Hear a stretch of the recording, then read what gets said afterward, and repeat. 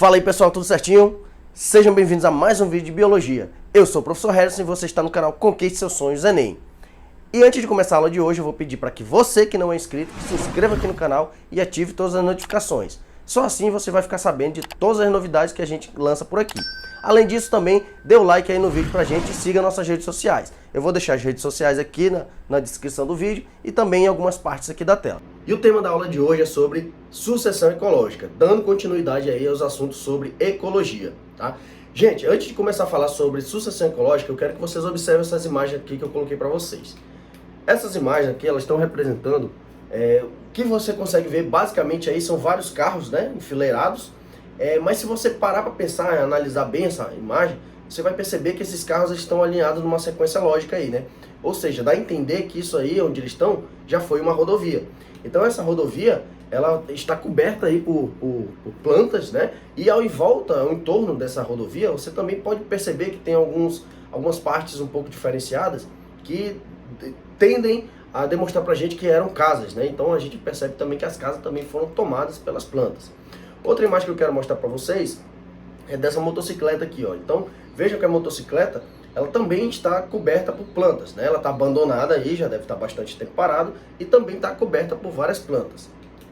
Aqui nós temos outro exemplo, né, de abandono. Então você está vendo essa casa abandonada juntamente com esse carro, as plantas cobrindo esse carro, cobrindo o muro, cobrindo calçada, a rua, né? Então você está vendo que se passar mais algum tempo, essas plantas vão invadir até chegar lá dentro dessa casa. Mas você deve estar se perguntando, sim, professor, o senhor mostrou essas três imagens aqui pra gente, mas o que isso tem a ver com a aula de hoje? Gente, essas imagens têm tudo a ver com a aula de hoje, tá? Por quê? O que eu estou mostrando para vocês? Esses locais todos que vocês estão vendo aconteceram no mesmo lugar, tá? Então foi lá no Japão, lá no ano de 2011, mais precisamente no dia 11 de março. E o que aconteceu no dia 11 de março lá de 2011? Aqui, conforme você vê aqui nesses encaixes desses jornais, houve um grande terremoto lá no meio do oceano que produziu um grande tsunami. Então esse tsunami, ele foi um tsunami que devastou ali a região nordeste do Japão, e junto com as cidades que estavam ali, aquela cidade litorânea, também atingiu alguns prédios importantes, né? Por exemplo, ali a usina nuclear de Fukushima.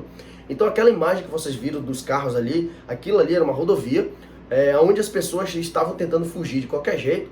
Só que antes desse desastre acontecer, as pessoas já sabiam que ia acontecer, né? Porque elas foram avisadas, mas elas não estavam conseguindo sair a tempo, o engarrafamento estava muito grande, então elas simplesmente abandonaram tudo que elas tinham e foram tentar fugir, tentar se abrigar em outro lugar. Então aí elas deixaram aquilo tudo para trás. O que acontece é que muitos anos depois, da data de quando aconteceu o desastre até essas fotos, é uma diferença muito grande, tá? Então essas fotos foram tiradas 10 anos depois do acidente lá desse terremoto, tá? Por isso que você vê muitas plantas ali naquele local. Então o que eu quero mostrar para vocês é justamente que aquele ambiente abandonado, as plantas, o meio ambiente tentou tomar de volta para si, né? Então isso a gente trata como sucessão ecológica. O que a gente tem para ver aqui, ó, é que a sucessão ecológica é a sequência de ocupação de um ambiente num determinado tempo. Então, como eu disse para vocês, lá do dia do desastre, quando as pessoas começaram a abandonar tudo, até o dia da fotografia, você viu que passaram muito tempo, né? Passou aí uns 10 anos. Então você percebeu que durante esse tempo o ambiente tentou recolonizar esses locais. Então, quando a gente fala de sucessão ecológica, a gente tem basicamente esses dois tipos aí, ó. A sucessão do tipo primária e a sucessão do tipo secundária. A sucessão primária, ela ocorre quando o ambiente ele é ocupado pela primeira vez, tá? Quando esse ambiente é ocupado pela primeira vez, é claro que ele vai acontecer de forma um pouco mais lenta. Aí a gente tem alguns exemplos, eu coloquei as rochas vulcânicas, as dunas, mas não se preocupe que daqui a pouco eu vou falar um pouco mais aprofundado para vocês, tá? Aqui nessa sucessão secundária, já é uma reocupação de um local, né? Então esse local já era previamente ocupado. Por isso mesmo, a sua sucessão é um pouco mais rápida. Aqui a gente tem alguns exemplos de locais desmatados, queimados, pastos abandonados, lagos temporários, e inclusive essas cidades aí, essa cidade aí onde eu acabei de mostrar as fotos para vocês, é um exemplo clássico de uma sucessão do tipo secundária. Aqui eu coloquei para vocês um exemplo de uma sucessão primária ocorrendo numa duna. Tá? Então percebam lá na figura A, que você está vendo lá no cantinho esquerdo, você está vendo o mar, né, e a areia da praia. Essas setas elas estão indicando a direção do vento. Então o vento vem sempre lá do mar em direção à areia. Como esse vento é constante, ele está sempre trazendo areia para cá, trazendo sempre mais partículas de areia. Enquanto não houver nenhuma barreira para esse vento, ele vai continuar trazendo essa areia. Então essa areia vai acabando se acumulando em algumas regiões, ela vai acumulando cada vez mais até se formar as dunas. Essas dunas, por sua vez, se elas também não tiverem uma barreira ali para impedir o vento de chegarem nelas, então esse vento continua varrendo essas dunas para longe. Então essas dunas elas são capazes de fazer movimentos, né? Então em grandes períodos aí a gente vê que essas dunas, se você for num local, a duna está num canto, se você voltar alguns dias, alguns meses depois, você percebe que essa duna não está mais naquele lugar, ela já foi para outro, porque o vento continua fazendo o papel dele, continua carregando. Então se não tiver nenhuma barreira para impedir que esse vento leve essa duna para longe, ela vai continuar sendo carregada. Nesse caso aqui, a gente vê aqui na figura B, que em uma determinada região começou a aparecer o crescimento de algumas vegetações, né? Essa vegetação rasteira que está ocorrendo ali, essa vegetação própria desses lugares, uma região mais praiana, né? Então o crescimento dessa vegetação ocasiona ali o acúmulo de matéria orgânica nessa região. Então, quando começa a acumular essa matéria orgânica, vai acumular juntamente também um pouco de umidade. Então essa umidade, junto com essa matéria orgânica, junto com essa cobertura vegetal, começa a proporcionar um ambiente melhor para desenvolver novos organismos, né? Para trazer novas espécies. Com isso, essa duna ela começa a ser coberta, né? Então perceba aí que aos poucos essa duna está sendo coberta por novas plantas. O que vai acontecer agora? Então aquela duna que antes não tinha nada, agora com essa cobertura vegetal, ela já não vai mais sair do lugar. Então esse é o primeiro passo para esse ambiente ser colonizado, né? Então você percebe aí que o acúmulo desses vegetais vai ficando cada vez maior e as dunas vão ficando cada vez mais nesses locais, né? Então lá na letra D você já vê que já tem uma vegetação um pouco maior, né? Uma vegetação mais arbustiva em relação lá à figura letra B. Isso acontece porque depois de algum tempo essa duna não foi varrida desse lugar, ou seja, aquela matéria orgânica começa a ficar acumulada naquele canto e aí ela começa a proporcionar um ambiente melhor para o desenvolvimento de novas espécies, tá? Então isso aqui a gente tem um exemplo clássico aí de sucessão ecológica primária. Eu vou mostrar para vocês agora a sucessão ecológica do tipo secundária. A secundária, ela vai diferenciar por conta disso aqui, ó. Se você observar entre a A e a E, você tem uma seta embaixo indicando o tempo. Então do A até a E considera muito tempo, tá? Quando eu falar aqui para vocês em sucessão ecológica, não entenda que é algo que ocorre do dia para a noite, tá? Então isso aí vai acontecer durante várias décadas. Aqui na figura A, você observa que tem uma floresta, né, bem desenvolvida, uma floresta já um pouco antiga, a gente percebe que tem árvores bem grandes. O que ocorreu aqui da figura A para a figura B foi justamente um processo de devastação aí, né? Então a área foi totalmente desmatada. Quando você suprime essa floresta dali, ela fica completamente sem nenhuma cobertura. E aí o que a gente percebe da figura C? Que se esse ambiente B ele não tiver aí nenhuma ação do homem, esse ambiente ele começa a ser recolonizado, da mesma forma que aconteceu na imagem que eu mostrei dos carros lá, né? Então esse ambiente começa aos poucos a ser recolonizado pelas primeiras plantas, e aí elas vão aumentando, cada capacidade cada vez maior, que é isso que eu vou mostrar para vocês daqui a pouco. Então percebam que a sucessão primária ela é muito mais demorada, porque ela tem que começar do zero. Então você tem que fazer a preparação do solo, você tem que ter os primeiros organismos e aí você vai desenvolvendo. Na sucessão secundária ela é muito mais rápida por conta disso aí, ó. Você já tinha um ambiente preparado, já existia vida naquele local. A partir do momento que você tira, para ela voltar é um pouco mais fácil, né? Então na sucessão secundária sempre vai ser o processo um pouco mais rápido em relação à sucessão primária, tá certo, gente? Aqui eu estou mostrando para vocês alguns estágios da sucessão, tá? Então a gente tem desde o início até o último estágio que a gente chama de comunidade estabelecida ou comunidade clímax. E o que eu tenho que mostrar aqui para vocês? O que eu quero que vocês entendam? Aqui da esquerda para a direita é a sequência lógica, tá bom? Então perceba que aqui nesse primeiro ambiente, chamado de ambiente nu, ele tem baixíssimas condições de desenvolver, baixíssimas condições de trazer um ambiente favorável para desenvolver organismos aí. Então imagina lá o exemplo da duna que eu dei para vocês. O exemplo da duna é exatamente igual a esse primeiro ambiente aqui, esse ambiente nu, só que no caso esse ambiente é bem rochoso. Então volta aqui para mim. Eu vou criar uma condição aqui para vocês. Eu acabei de falar da sucessão primária lá da duna, Agora eu vou mostrar para vocês um outro tipo aqui. Imagina aí lá no, sei lá, lá no Havaí. Tem um vulcão ativo lá no Havaí e esse vulcão começa a expelir lava e essa lava começa a sair com bastante intensidade e depois que ele para de fazer isso, essa lava vai esfriando, esfriando e ela se torna uma rocha magmática ali, né? Então essa rocha, concorda comigo que ela não tem uma condição ainda muito boa para desenvolver grandes árvores, né? Não vai surgir uma árvore muito grande do nada. Então para que possa começar a surgir vida ali em cima, esse ambiente tem que começar a ser preparado. Tem que começar a haver um acúmulo de matéria orgânica, tem que haver um acúmulo de umidade, e assim sucessivamente até chegar lá na comunidade clímax. E isso, gente, vai demorar muito tempo. Lembra que ainda agora eu falei para vocês que uma sucessão primária, o tempo de desenvolvimento é muito maior, né? Então por conta disso daí, ó. Então olha só, esse ambiente nu aí, ó, você tem baixíssimas condições. Aí eu coloquei um exemplo aqui para vocês, ó, dessa rocha. Então em volta da rocha, como o ambiente ele está mais favorável, você consegue perceber aí que já existe o desenvolvimento de vida. Mas lá em cima, naquela rocha, ela precisa ainda ser preparada, vai passar milhares e milhares de anos até que surjam os primeiros organismos para poder dar uma condição melhor para desenvolver seres vivos ali em cima. O próximo passo é a comunidade pioneira, ou também chamada de ecese. Essa comunidade pioneira, ela já vai ter uma característica diferente da primeira. Ela já vai apresentar aqui os líquens, as gramíneas, os insetos, mas prioritariamente você vê que aparecem os líquens aí. Quem são esses líquens? Gente, na ecologia a gente tem uma associação entre algas e fungos, né? Então essa associação entre seres vivos, um ajudando o outro ali, eles vão criar condições para poder viverem. Quando eles começarem a viver, eles vão começar a aumentar a sua população. Essa população começa a aumentar, começa a criar condições favoráveis para surgir as primeiras gramíneas.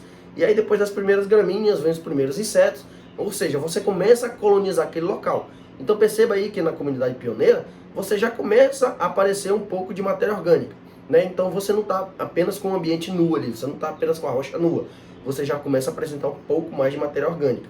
Então perceba também que esses organismos que vivem nessa comunidade pioneira, eles têm que obrigatoriamente serem organismos muito tolerantes, principalmente às condições climáticas. Então você percebe aí que não existe sombra, por exemplo.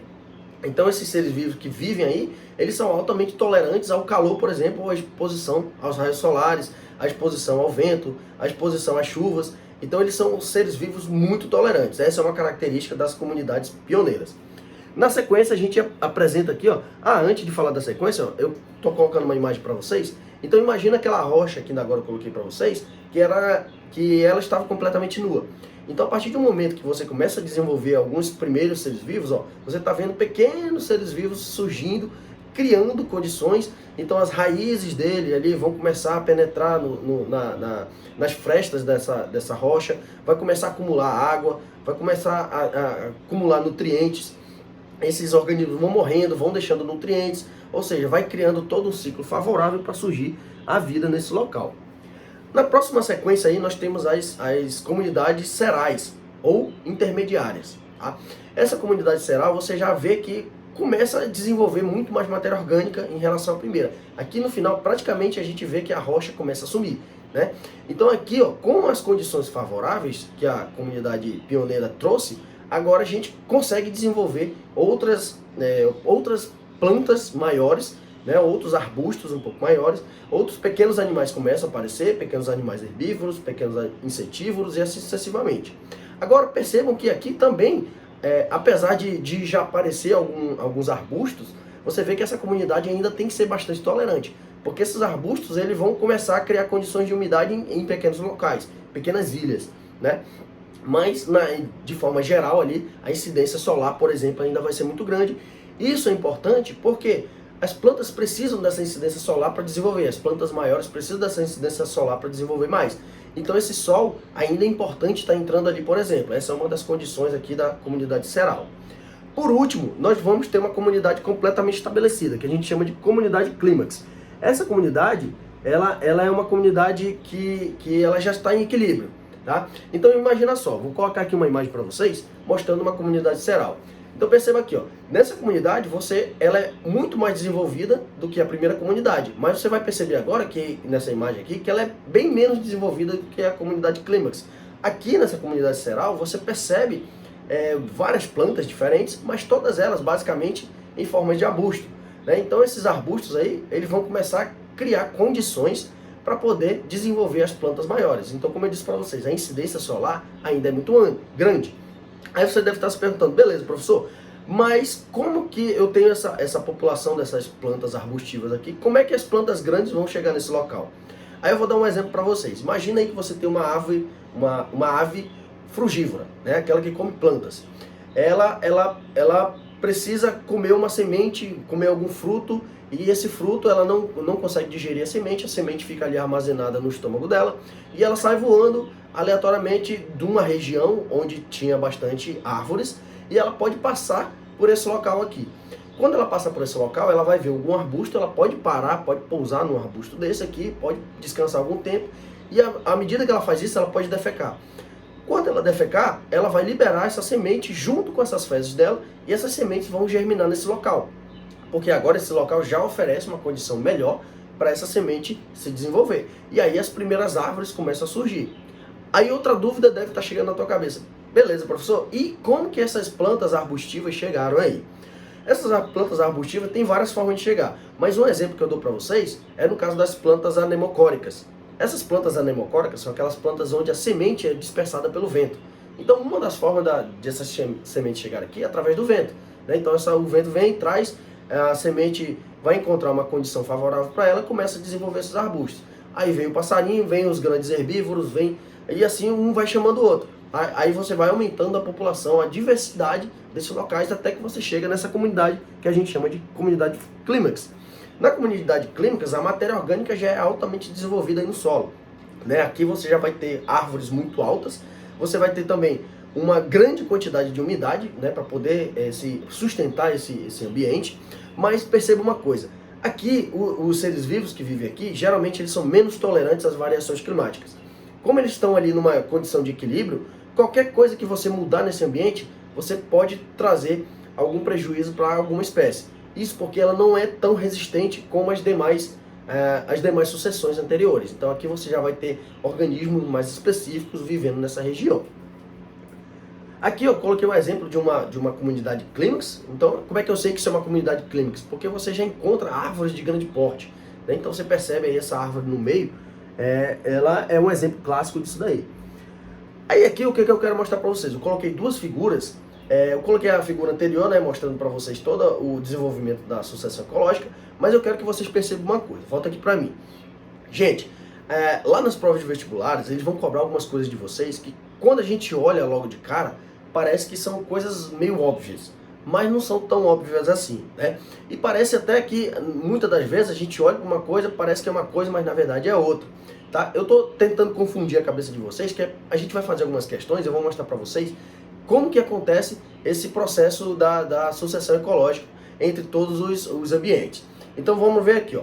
Ao longo da sucessão ecológica, a gente vê que algumas características aumentam e outras vão diminuindo. Tá? Então você tem que saber isso aqui. Gente, isso aqui é extremamente importante para vocês. Então vamos ver o que aumenta aqui, ó. Quando a gente fala de biomassa, né, então imagina aí o peso dos animais, né? Então você percebe lá no primeiro ambiente, você praticamente não tem nenhum ser vivo. Então concorda comigo que ali praticamente a biomassa é zero, né? Compara o primeiro ambiente com o último lá, como comunidade clímax. Você já vê que tem uma quantidade de biomassa muito maior. Ou seja, ao longo da sucessão ecológica, a biomassa aumenta. A biodiversidade vai acontecer a mesma coisa, né? Então você está vendo que vai ficando cada vez mais rica a quantidade de seres vivos. Então a biodiversidade também aumenta. Se a biodiversidade aumenta, logicamente a relação ecológica entre os seres vivos vai aumentar também. Então quanto mais desenvolvido esse ambiente, maior a quantidade de relações ecológicas que vão acontecer entre os seres vivos daqueles locais. Então essas três condições que eu falei para vocês, elas aumentam. E o que é que vai diminuir aqui, ó? Quando a gente olha para esse ambiente, você vê que a produtividade primária líquida, ela vai agir de uma forma diferente da produtividade primária bruta. Então, se você não lembra o que é a produtividade primária líquida, produtividade primária bruta, eu fiz um vídeo aqui, eu vou colocar aqui para vocês aqui no card um vídeo falando sobre as pirâmides ecológicas, sobre as cadeias ecológicas também. São dois vídeos diferentes que falam sobre esse mesmo assunto, tá?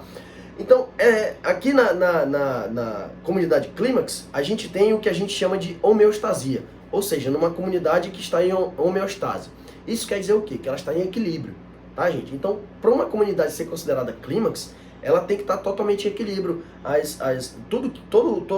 matéria orgânica que entra, toda a matéria orgânica que sai, toda a energia que entra, toda a energia que sai. Ou seja, isso aí está bem equilibrado. Por isso que a gente diz que esse é um ambiente que ele é totalmente estável, né? Então ele não muda mais daquilo. Quando ele chegou naquele clímax, ele não muda mais, tá bom? Então ele chegou no seu auge. Aqui no caso de uma comunidade clímax, ela está em completa homeostasia, ou seja, a produtividade primária bruta dela é muito alta, né? Diferente do que acontece ao longo da sequência da cadeia. Porque a produtividade primária líquida, que é a taxa fotossintética mais a respiração, ela vai mudando ao longo das cadeias, ao longo das sucessões, tá? Então perceba aqui, ó, coloquei para vocês aqui que se você observar a produtividade primária líquida, ela é grande, ela é acima de zero, né? Então ela vem muito alta e quando chega na comunidade clímax, ela simplesmente estabiliza.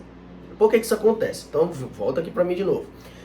Imagina só, você está num ambiente que ele está em formação. Quando esse ambiente está em formação, ele começa a surgir as primeiras plantas. Essas plantas vão ter uma taxa fotossintética muito alta. Então você não vai ter outros seres vivos competindo com ela. Então só a taxa de fotossíntese dela vai ser muito alta. Então ao longo dos primeiros níveis, você vai ter grandes quantidades de plantas fazendo fotossíntese, né? Quando você chega na comunidade clímax, aí você já tem a presença de animais, você já tem a presença de outras plantas, e aí essa taxa fotossintética dela começa a estabilizar. Ou seja, ela está subindo, depois ela diminui para estabilizar. Quando ela está estável ali, significa dizer o quê? Que ao mesmo tempo que eu produzo 100% de energia, eu vou gastar essa energia de alguma forma, né? Então esse sistema ele se mantém por si só. Então uma comunidade clímax ela é caracterizada por isso, ela se autossustenta. Tá? Então você tem ali a planta produzindo a energia e os seres vivos consumindo essa energia. A planta produzindo ali o oxigênio e os seres vivos respirando. Ou seja, um produz, o outro consome. Então isso aí vai ficar no 0 a 0 porque fica balanceado. A partir do momento que você começa a interferir nessa cadeia ecológica, você vai trazer alguns danos lá para frente, tá bom, galera? Então, agora que vocês já viram o assunto, vamos aqui resolver algumas questões para a gente entender mais, para fixar melhor o assunto. A primeira questão que eu selecionei para vocês foi uma questão aqui da Universidade Federal do Ceará, que diz o seguinte: são organismos pioneiros na sucessão ecológica que atuam como produtores em lugares inóspitos e que apresentam sorédios, eficientes estruturas de dispersão, formados por algas envolvidas por filamentos de fungos. Essa caracterização refere-se a... Gente, então, como eu disse para vocês, lá no início da sucessão ecológica, você tem os primeiros seres vivos ali agindo de forma conjunta, de forma mútua, né? Um ajudando o outro, fazendo uma relação ecológica boa para os dois. Aí eu disse para vocês que a gente tem uma associação entre algas e fungos. Essa associação entre algas e fungos, ela vai se chamar líquen. Então esses líquens, eles são organismos que fazem parte ali da comunidade pioneira. Então a associação desses dois começa a desenvolver um ambiente mais propício para surgimento de novas espécies. Então a gente encontra aqui, ó, os líquens justamente na letra B. Então a gente tem aí, ó, a resposta da UFC, a letra B, líquens, que são seres vivos, associações entre algas e fungos.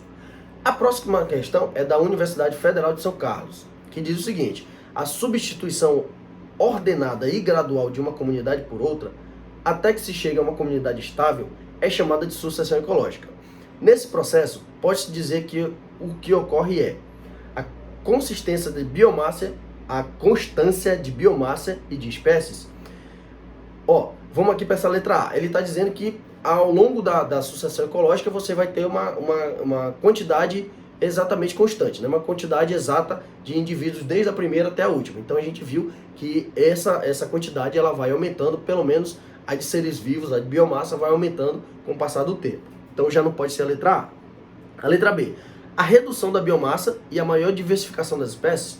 Com o passar do tempo, essa biomassa ela não vai diminuindo, ela vai aumentando, né? Vai ficando cada vez mais concentrada de nível de espécies.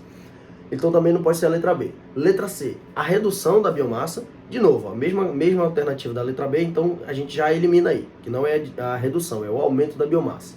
Então a letra D, aumento de biomassa, opa, já pode ser essa aqui, né? e menor diversificação das espécies. Pronto, morreu a questão. Então você vê aqui que na letra D ele começa bem, né? Falando do aumento da biomassa. Realmente, com o passar da sucessão ecológica, você vai aumentando a biomassa. Mas você vai também diversificando, aumentando a diversificação das espécies, que é o que ocorre aqui na letra E. Então, o aumento da biomassa e a maior diversificação das espécies. Contudo, letra E é a alternativa correta dessa questão.